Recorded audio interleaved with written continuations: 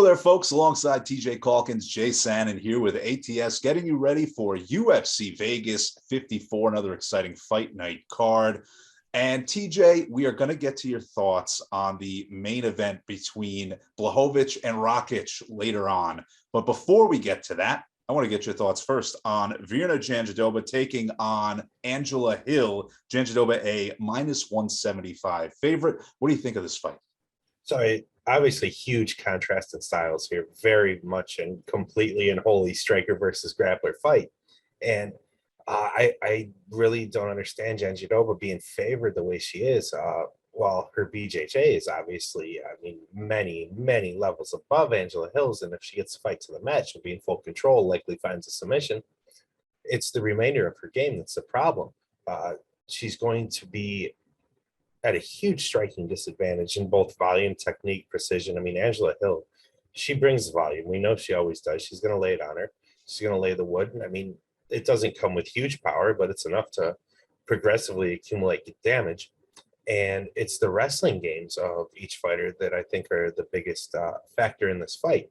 So Janja Doba, she just never had her wrestling catch up with the grappling game she has. And Angela Hill is very, very good at stuffing takedowns. We're just a couple fights removed from her stuffing 17 of 18 on Watterson. So it was significant. So I think just the constant pressure, the backwards movement that's going to be forced on to Janja Doba, bad shots. She's going to get frustrated getting hit so often. I just don't see her getting the fight to the mat. I think we have a very live dog in what is going to be a striking heavy affair with Angela Hill at plus 155. TJ, another minus 175 favorite on this card, Caitlyn Chookagian. She takes on Amanda Hebes. What do you think here?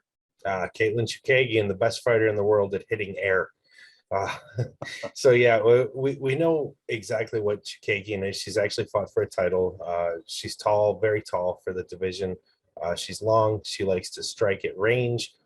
She does have a decent BJJ base as well. I believe she's a brown belt, but that is the area where she is going to be at a huge disadvantage in this fight.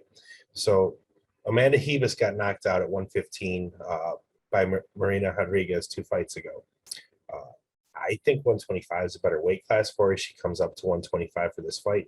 But after that knockout, everyone seemed to forget about her. She had very warranted hype. She's very real. She has power. She's going to be giving up a good deal of height to Chookagian, but only 2 inches in reach. And I don't think she's going to accept a kickboxing fight. And in all 6 UFC fights, Hebes has gotten the fight to the floor at least once. And I think she just has a massive edge on the floor here. This is still the same fighter that beat Mackenzie Dern in a grappling heavy fight.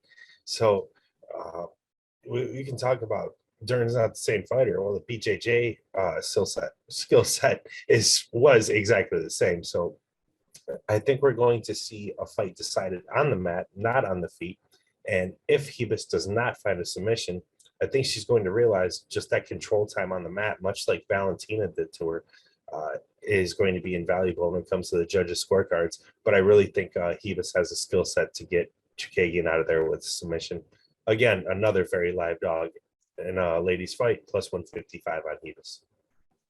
Now, TJ, potentially one of the most exciting fights on this UFC Vegas 54 card. It's Jan Cutelaba taking on Ryan Spann. Cutelaba, a minus 215 favorite, fight minus 400 to end inside the distance. Yeah, we're going to see some fireworks. You want Cutelaba. He's a fighter. He doesn't waste any time. He gets after it. They walk out in that first round. He is throwing bombs. And if those bombs don't land, well, then he's just going to shift to takedowns, take the fight down. And both these guys are very big at light heavyweight. They both have power. I think Cutelaba has a noticeable power edge, though. Spann has knockouts. But I think if they're both landing flush, I think Cutelaba is the one that more likely to end the fight there very early. He has a huge wrestling advantage in this fight. I think he'll be able to take Spann down essentially at will.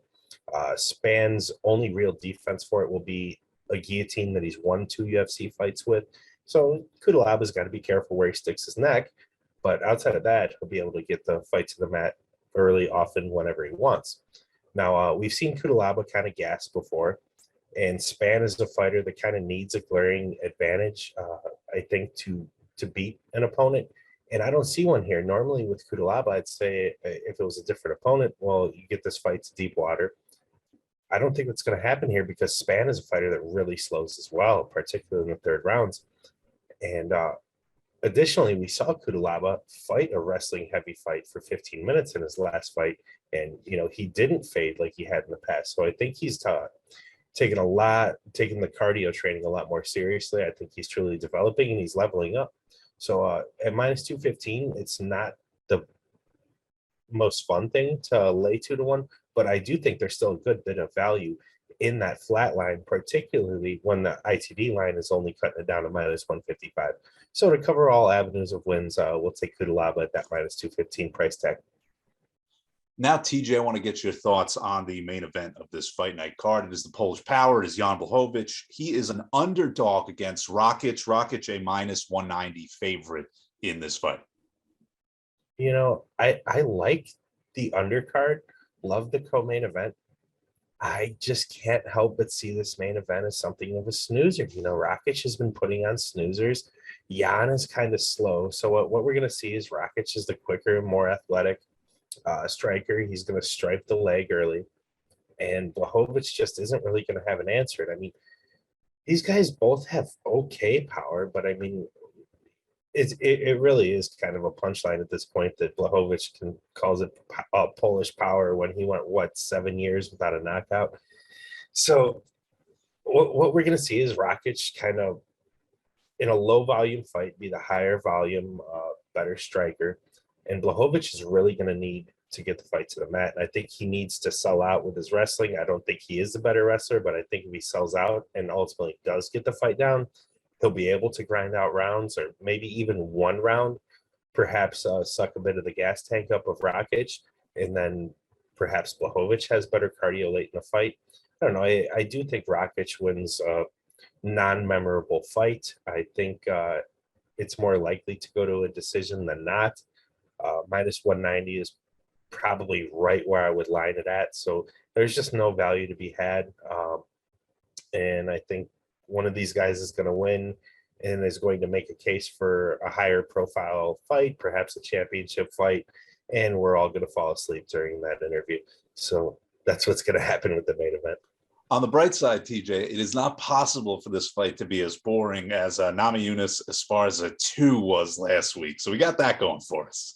Boy, Rose, man, I feel sorry for her. I mean, both her and her corner were laughably unaware.